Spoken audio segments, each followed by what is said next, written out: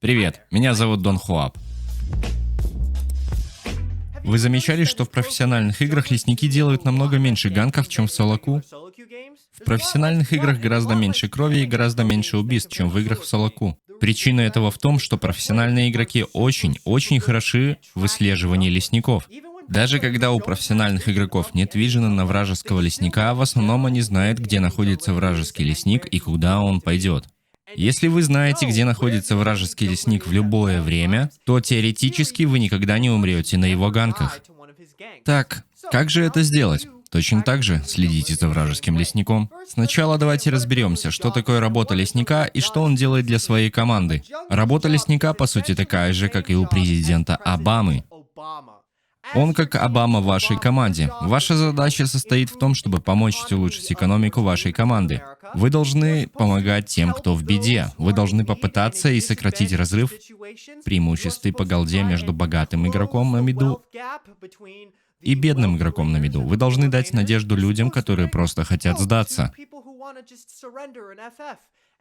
Меняйте свою проигрышную линию на выигрышную по мере того, как идет игра.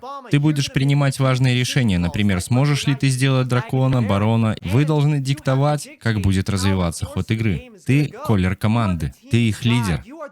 Ты тот, кто решает, как распределяются ресурсы команды. Ты их президент.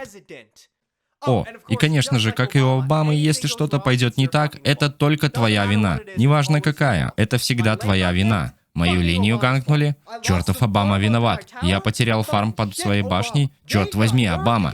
Вейн снова понерфили? Гребаный безмозглый Обама виноват. Игра в лесу и Обама одно и то же. Итак, что же такого сделал Обама, чтобы его все хвалили? Была одна вещь, которую никто не знал. Самое важное, что вы можете сделать как Обама, это убить Осаму. Правильно, убийство Осамы Бен Ладена было почти единственной вещью, за которую почти все ему были благодарны. Усама – самая большая угроза для вашей команды. Так что все, что вам нужно, это найти Усаму. Найти вражеского лесника все равно, что найти Усаму Бен Ладена. Давайте начнем со снов, о которых почти все уже знают. Мы знаем, что Осаму нужно искать в одной из самых песчаных стран. Песчаные страны очень опасны, потому что они имеют большое количество женщин-ниндзя. Поверь мне, я знаю, о чем говорю, я смотрел Наруто. Мы также знаем, что существует ограниченное количество мест, с которых может начать вражеский лесник. Мы знаем, что вражеский лесник начинает либо с синего или красного бафа, либо призраков. Большинство про-игроков идут на инвейд, чтобы получить вижен на вражеского лесника, чтобы знать, с какого бафа они начинают. В соло-ку не все находятся в игре на старте.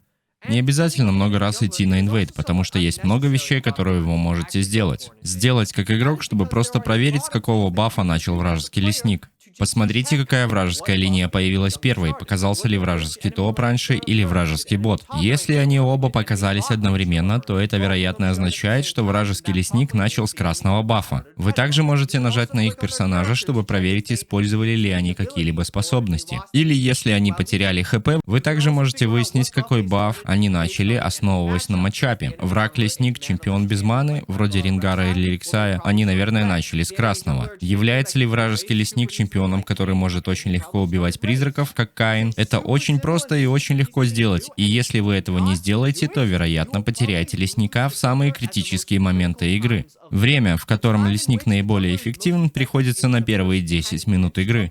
Точно так же, как и Осама, лесники процветают от элемента неожиданности. Первые 3 минуты обычно это когда совершается первый ганк в соло-ку. Это обычно происходит, когда берется первая кровь. Потеря первой крови задает тон всей игре. Потеря первой крови может стать огромной моральной пощечиной для всей вашей команды. Потеря первой крови ощущается почти так же плохо, как потерять члена семьи 11 сентября. Почти. Я имею в виду, я никогда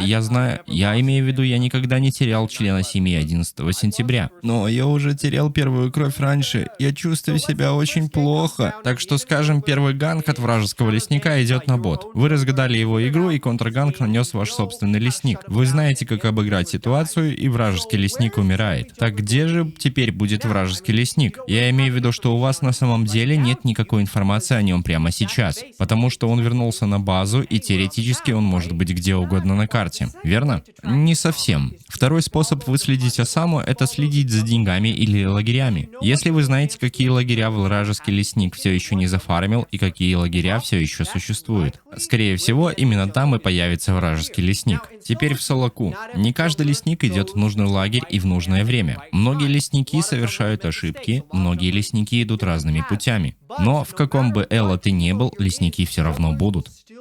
Сосредоточьтесь на линии, где больше лагерей. Вот почему многие проигроки вместо того, чтобы охранять кусты, они любят охранять вражеские лагеря в лесу. Потому что если ты сможешь выяснить, когда появляются вражеские лагеря, это означает, что вражеский лесник, скорее всего, будет здесь в течение определенного периода времени. Простой вард обычно используется в лагере призраков или громпа, или волков. Он сможет подсказать вам, когда этот игрок будет находиться в этой области. Вот пример того, как размышления о лагерях противника могут действительно помочь вам в контрганке и выяснить, где будет находиться вражеский лесник. Казикс и Катарина идут 2 на 2 против Райза и Камилы. Они идут в агрессию, потому что Камила все еще на 2-м уровне, а Казикс уже 3-го уровня. В конце концов, Казикс выживает с каплей ХП и получает преимущество после 2 убийств. После этого, вместо того, чтобы вернуться на базу, Казикс идет и убивает своего Громпа. Теперь, если вы посмотрите на мини-карту, на его верхней стороне нет лагерей. Волки зафармлены, Громп и Синий тоже, а это значит, что у Казикса нет причин возвращаться на верхнюю часть. Однако в течение файта он знает, что у Камилы не было красного бафа, и так как она была 2-го уровня, это означает, что у нее не зафармлен красный баф. Это значит, что она не брала ничего похожего на призраков или крагов. Это означает, что Камила собирается быть в верхней части леса, и так как Катарина только что вернулась на базу с Казиксом, нет никакой причины, что Камила будет ганкать среднюю линию. Таким образом, единственная линия, которая подходит для ганка, это топ. Даже несмотря на то, что в его верхнем лесу нет фарма, он так уверен, что Камила появится там.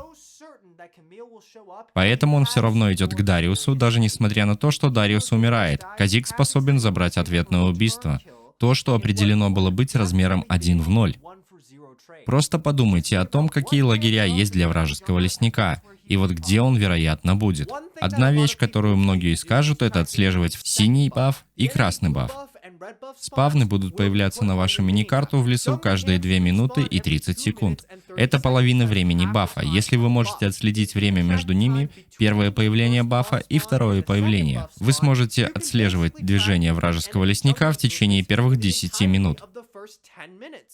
Теперь только потому, что вы можете выследить вражеского лесника и знать, где он находится, это не обязательно означает, что вы должны инвейдить вражеский лес только потому, что вы знаете, где находится Усама. Так как может быть, что вы сразу идете, чтобы попытаться убить его. Если ты убьешь его и отдашь двойные бафы вражескому мидеру, считай, что вы только что потеряли среднюю линию для своего мидера. Кого волнует, что вражеский лесник не будет его убивать? Он уже потерял линию. Стоит ли вам инвейдить, полностью зависит от того, как движутся линии. Если один из ваших лейнеров, который вам нужен и от которого вы ожидаете помощи, будет оттеснен к своей башне 2 волнами, то он не сможет вам помочь. Это не то, что он должен или даже может сделать, потому что если он потеряет эти 2 волны, он также потеряет убийство и опыт и золото. Если вам нужна помощь от ваших лейнеров, сначала ты должен помочь им. Вам не обязательно убивать вражеского лесника для того, чтобы полностью их выключить. Если вы просто поставите вард, то получите обзор и сделаете это, чтобы защитить своих лейнеров. Обязательно предупредите и пропингуйте своих лейнеров, если вражеский лесник потенциально приближается к их линии. Вы можете помочь, просто поделившись этой информацией. Одна из самых важных причин, по которой ганки терпят неудачу, заключается в том, что вражеский лесник находится там, чтобы противостоять ганку. Если вы знаете, что вражеский лесник на определенном бафе или на другой стороне карты, вы можете просто ганкнуть другую сторону карты. Если вы знаете, что вражеский лес в настоящее время делает свой верхний баф, вы можете легко забирать дракона в соло без помех.